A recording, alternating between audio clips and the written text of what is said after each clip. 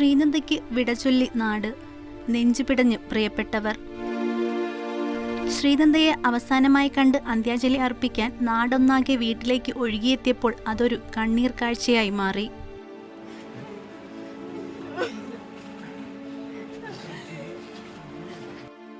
അവള് ഒളിഞ്ഞാളായിരുന്നു.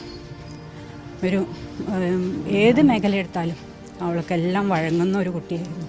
നമ്മുടെ സ്കൂളിന് അസംബ്ലിയിൽ ശ്രീനന്ദ എന്നുള്ള പറഞ്ഞൊരു പേര് വിളിക്കാത്തൊരു അസംബ്ലി ഇല്ല എന്നുള്ള രീതിയിലുള്ള മിടുക്കി കൊച്ചായിട്ട് കാര്യങ്ങൾ കൈകാര്യം ചെയ്ത് പോകുന്ന ഒരു വളരെ വൈബ്രൻ്റ് ആയിട്ടുള്ളൊരു കുട്ടിയാണ്.